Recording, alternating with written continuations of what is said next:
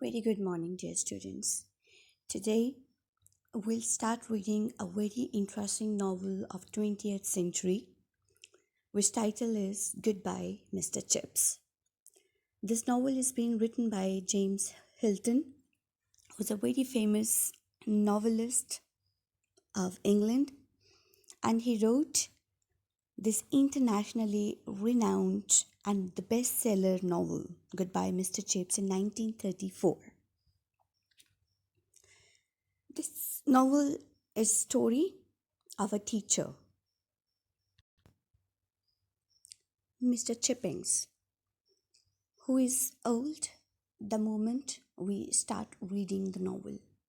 Novel के आगाज़ में उनको बहुत बूढ़ा दिखाया गया है.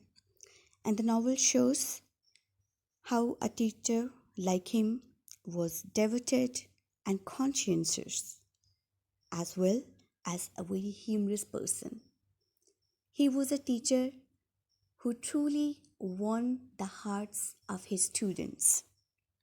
इस नॉवल में आपको पता चलेगा कि वो किस तरह से ब्रुकफील्ड स्कूल में अपने शब रोज़ डॉक्यूमेंट करता है. फर्स्ट ऑफ ऑल तो ये कि नॉवल बेटे कहते किसको हैं. हम कहते हैं the novel is a long story with variety of situations, a number of settings and lots of characters.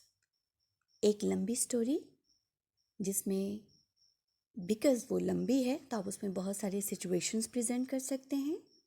Different settings हैं, यानी मुख्तलिफ जगह पर वाक़यात उसके होते हैं, और इसी तरह उसमें कैरेक्टर्स भी ज़्यादा होते हैं, जो एक नॉवल को एक शॉर्ट स्टोरी से डिफरेंट बनाते हैं. अब आते हैं हम इस नॉवल के कैरेक्टर्स की तरफ. 18 चैप्टर्स पर ये नॉवल कंसिस्ट करता है और इसमें बहुत सारे कैरेक्टर्स हैं. हम इब्तदा में जिन कैरेक्टर्स को स्टडी करेंगे उसमें सबसे पहले तो आपके पास आ जाते हैं mister chips, a handsome young man when he joined Brookfield.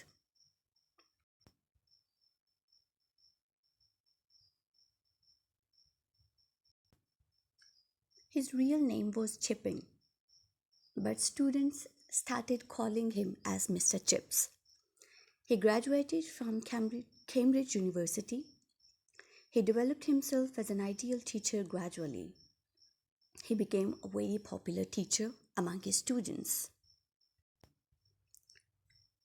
The second main character of our novel is Catherine Bridges, who was wife of Mr. Chips.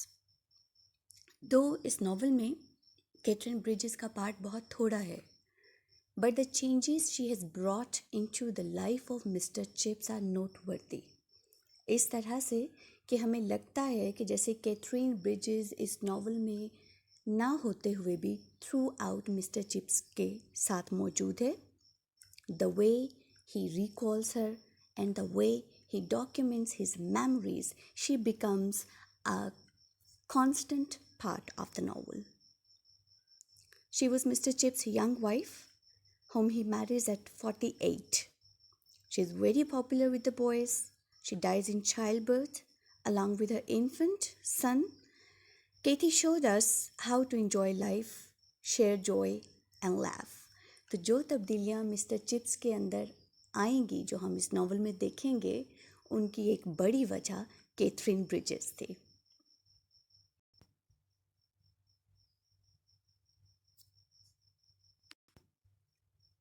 Dr. Merivale, who was Chip's physician, mean Chip's doctor, he checks his health on a bi-weekly basis. He keeps checking on him. Novel के start में Chips is an old man who's been retired from his school. That is why he needs checkup from doctor, and Dr. Merivale does him the service. Mrs. Wickett is Mr. Chip's landlady. Mr. Chips lives in Mrs. Wickett's house across the road near the school, and he lives with her after his retirement. Mrs. Wickett, who's not only kind with Mr. Chips, but also very caring and concerned for his health. You will get to know Coley, the very first student of Mr. Chips who got punishment from him, a Brookfield boy whom Mr. Chips disciplined on his first day at the school. Coley's son and grandson later become pupils of Mr. Chips. And at the beginning, you will get to know about Mr. Weatherby, the head of Brookfield, when Mr. Chips joined the school.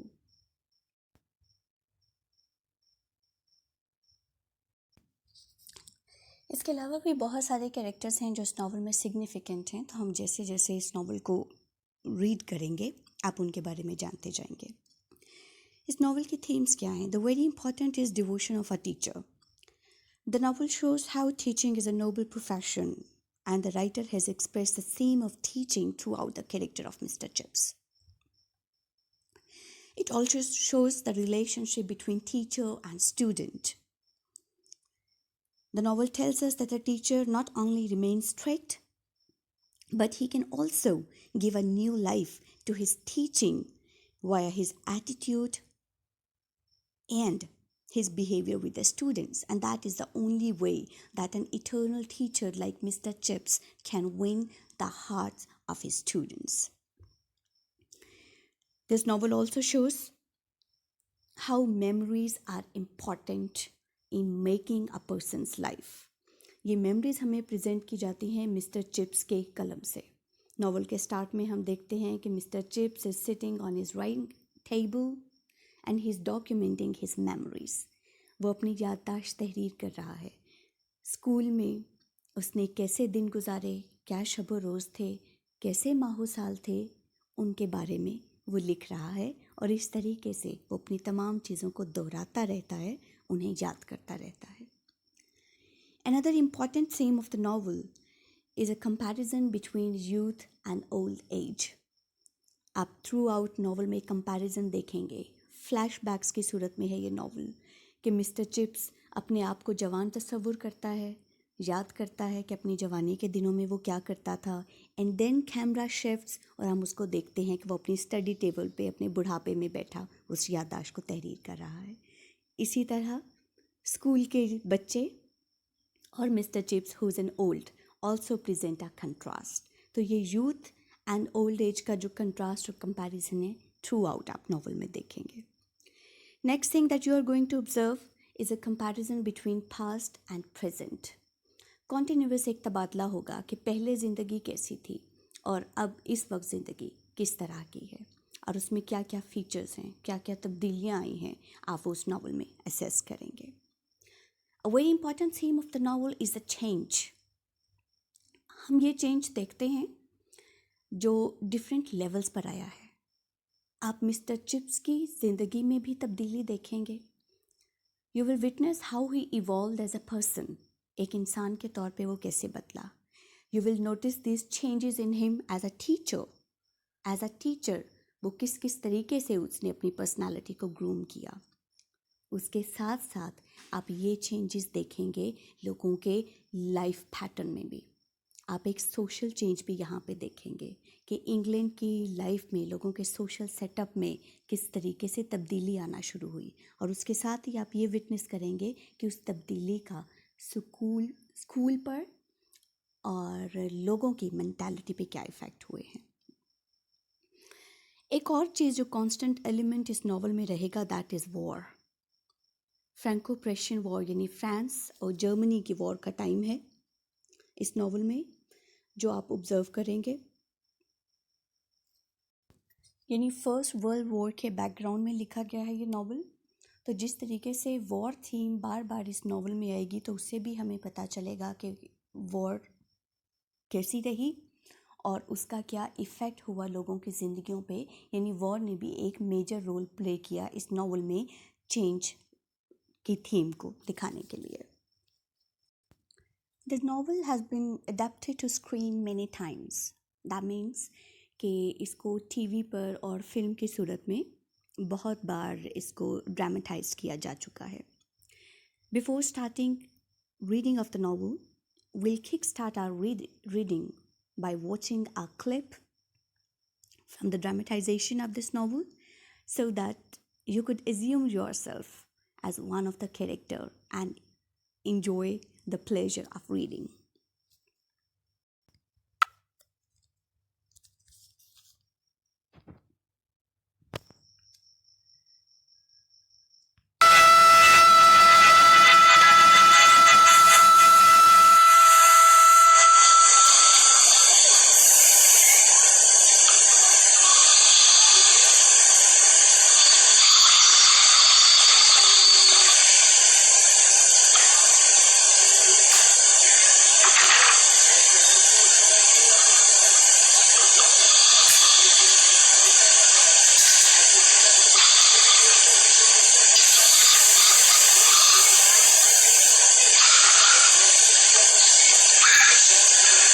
It's all right, Mrs. Wicked. I'm awake. Yes, sir. Nice and clean for chapel. Think. So, this was your first introduction to Mr. Chips and Mrs. Wicked. Let's read out the novel.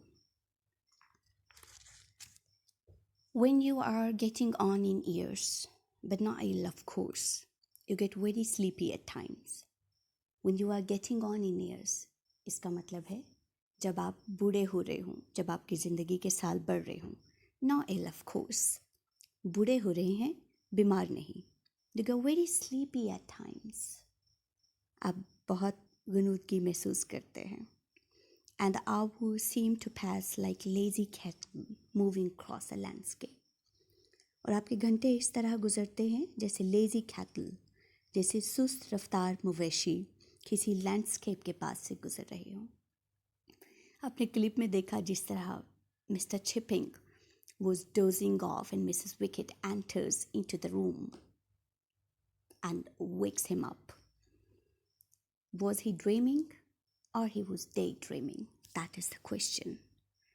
क्या mister chips वाकई सो रहा था या वो याद कर रहा था अपने तमाम गुजरे हुए दिनों को?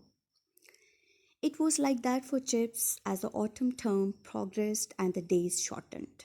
मिस्टर चिप्स के साथ ऐसा ही हो रहा था तब से जैसे ही ऑटम टर्म जो स्टूडेंट्स का तालीमी दौरानिया है प्रोग्रेस्ड वो बड़ा था, दिन छोटे हो गए थे till it was actually dark enough to light the gas before call over. यहाँ तक कि कॉल ओवर से पहले, हाज़िरी से पहले गैस चला के रोशनी करना ज़रूरी हो जाता था. अब आप देखिए बेटे कि नॉवल के स्टार्ट में ही आपको जो इंट्रोडक्शन दिया गया है मिस्टर चिप्स का वो स्कूल के हवाले से दिया गया है. इससे हमें पता चलता है कि मिस्टर चिप्स और स्कूल लाजमो मलजूम हिस्सा हैं इस नॉवल का.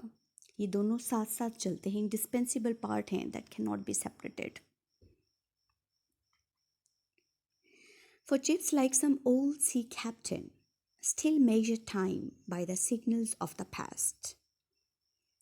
चिप्स एक ऐसा इंसान था जो किसी पुराने समंदरी कप्तान की तरह मेजर्ड टाइम अपने माजी का पता चलाता था, अपने माजी को मापता था by the signals of the past, जो अपने वक्त को माजी के इशारात के साथ लेके चला करता था. यानी उसकी मेमोरीज़ को रिफ़र किया जा रहा है कि वो अपने वक्त को हमेशा पीछे लेके जाता है और उसके साथ रिलेट करता है. And well he might, for he lived eight Mrs wickets just cross the road from the school.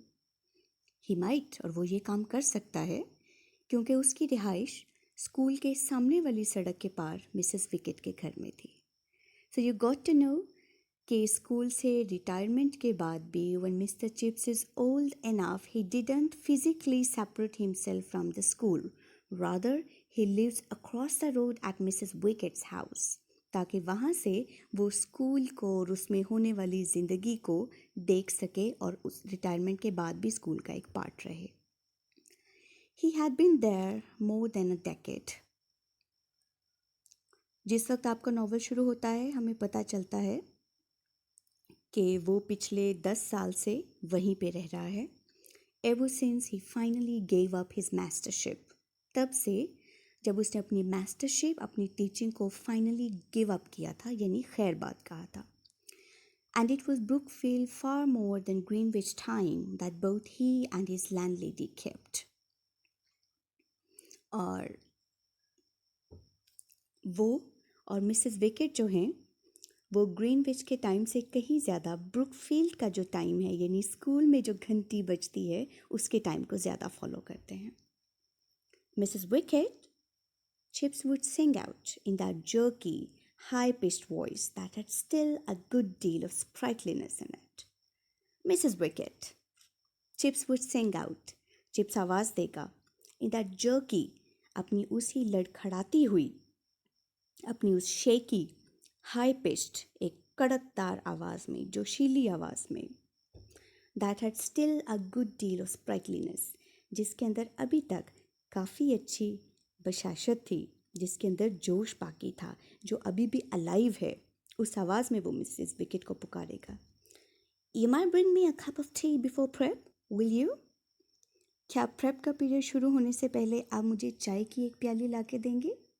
So remember, ये दोनों जो कैरेक्टर्स हैं हमारे नॉवल के, ये स्कूल में मौजूद नहीं हैं, लेकिन जैसा कि हमने पहले पढ़ा कि उनकी ज़िंदगी स्कूल बेल के साथ शुरू होती है और उसी को फॉलो करती है, उनके घर के क्लॉक पर नहीं चलती. सो इसीलिए मिस्टर चिप्स किस तरीके से मिसेस विकेट से चाय मांगते हैं? प्रेप का पीरियड शुरू होने से पहले, यानी प्रेप की जो बेल होगी, क्या उससे पहले आप मुझे चाय ला के देंगी?